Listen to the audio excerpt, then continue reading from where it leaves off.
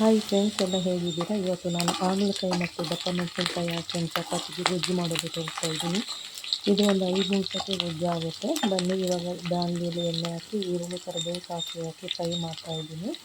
ಇವಾಗ ಈ ಕಡೆ ಹಾಗಲಕಾಯಿಯನ್ನು ಬೇಯಿಸ್ಕೊಂಡಿದ್ದೀನಿ. ಹಾಗಲಕಾಯಿ ಸ್ವಲ್ಪ ನೀರು ಹಾಕಿ ಸ್ವಲ್ಪ ಬೇಯಿಸ್ಕೊಂಡಿದ್ದೀನಿ. ನೋಡಿ, ಇಷ್ಟು ಬೇಯಿಸ್ಕೊಂಡಿದ್ದೀನಿ. ಅದ್ರ ಜೊತೆಗೆ ಒಂದು ದಪ್ಪ ಮೆಣಸಿನಕಾಯಿ ಸಣ್ಣದಾಗಿ ಕಟ್ ಮಾಡಿ ಈ ಥರ ಎಣ್ಣೆಗೆ ಹಾಕ್ತೀನಿ. ಇವಾಗ ಇದೊಂದು 5 ನಿಮಿಷದಲ್ಲಿ ಚಪಾತಿಗೆ ತುಂಬ ಚೆನ್ನಾಗಿರುತ್ತೆ. ನೀವು ಟ್ರೈ ಮಾಡಿ. ನೋಡಿ, ಇವಾಗ ಹಾಗಲಕಾಯಿನ ಈರುಳ್ಳಿ, ಕರಿಬೇವು ಸೊಪ್ಪು ಸಾಕು ದಪ್ಪ ಮೆಣಸಿನ್ಕಾಯಿ ಇಟ್ಕೊಂಡಿದ್ದೀನಿ. ಚೆನ್ನಾಗಿ ಸ್ವಲ್ಪ ಫ್ರೈ ಮಾಡ್ಕೊಳ್ಳಿ, ಚೆನ್ನಾಗಿರುತ್ತೆ ಚಪಾತಿಗೆ.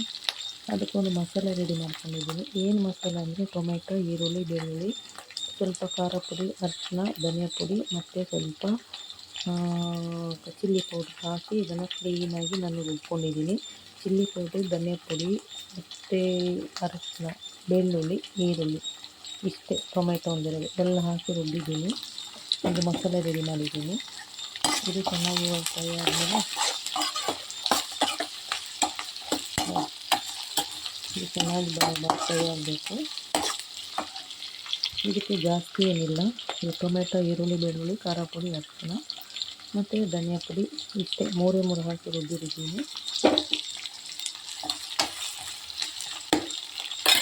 ಇದು ಚೆನ್ನಾಗಿ ಬಾದ್ಮೇಲೆ ಈ ಬೆಂದಿರೋ ಹಾಗಲಕಾಯಿ ಹಾಕೊಳ್ಳಿ, ಬೆಂದಿರೋದು. ಇದು ಚಪಾತಿಗೆ ಫ್ರೆಂಡ್ಸ್.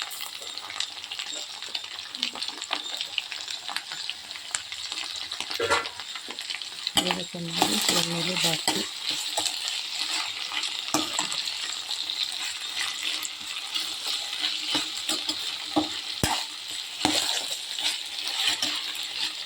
ಚೆನ್ನಾಗಿ ಎಣ್ಣೆ ಬಿಡುವಷ್ಟಾಗಬೇಕು.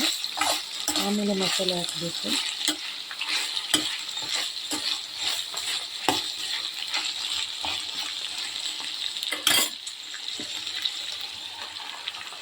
ಇವಾಗ ಅದಕ್ಕೆ ಮಸಾಲೆ ಹಾಕಿದ್ದೀನಿ.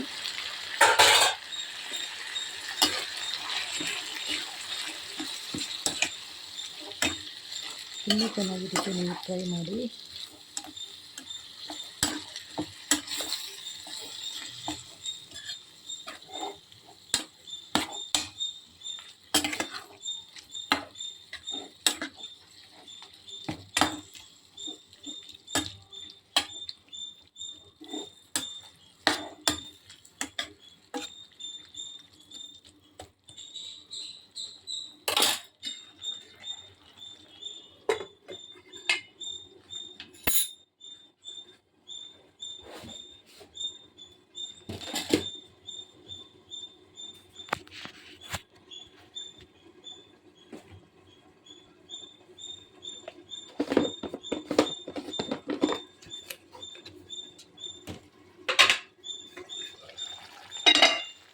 ಬರೀ ಕುದೀತಾ ಇದೆ.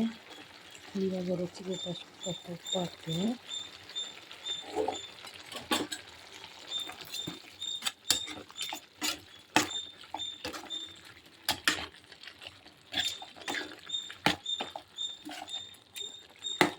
ಎಷ್ಟು ಬೇಕು ಉಪ್ಪು ನಿಮಗೆ ರುಚಿಗೆ ತಕ್ಕಷ್ಟು ಹಾಕ್ಕೊಳ್ಳಿ.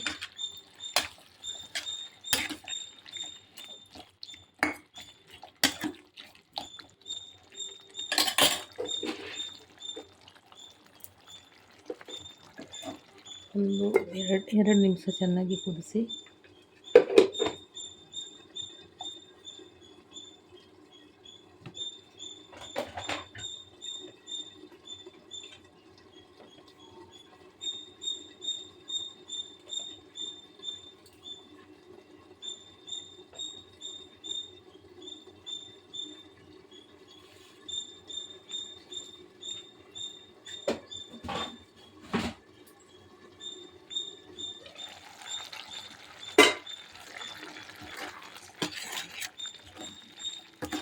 ಫಸ್ಟೇ ಹಾಗಲಕಾಯಿ ನಾನು ಬೇಯಿಸ್ಕೊಂಡಿದ್ದೀನಿ, ಬೇಗ ಆಗುತ್ತೆ.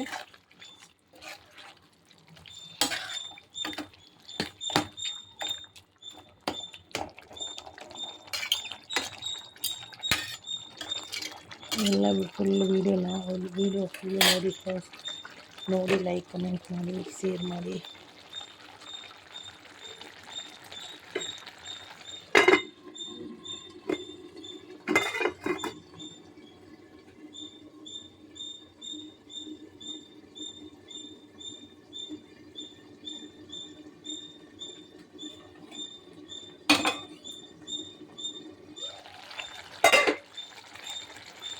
ನೋಡಿ ಎಷ್ಟು ಚೆನ್ನಾಗಿ ಕಲರ್ಫುಲ್ಲಾಗಿ ಗೊಜ್ಜು ಹಾಗಲಕಾಯಿ ಗೊಜ್ಜು ರೆಡಿ.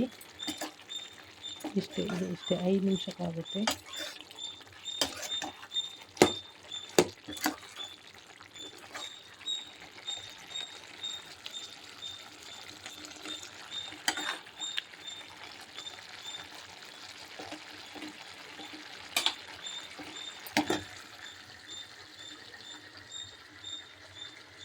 ಚಪಾತಿಗೆ ಹಾಗಲಕಾಯಿ ಗೊಜ್ಜು ರೆಡಿ. ಯಾರಿಗೆಲ್ಲ ನನ್ನ ವಿಡಿಯೋ ಇಷ್ಟ ಆಯಿತು ಲೈಕ್ ಮಾಡಿ, ಕಮೆಂಟ್ ಮಾಡಿ, ಶೇರ್ ಮಾಡಿ. ಇಷ್ಟೇ ಫ್ರೆಂಡ್ಸ್, ಹಾಗಲಕಾಯಿ ಫಸ್ಟೇ ಬೇಯಿಸ್ಕೊಂಡ್ರೆ ಬೇಗ ಆಗುತ್ತೆ.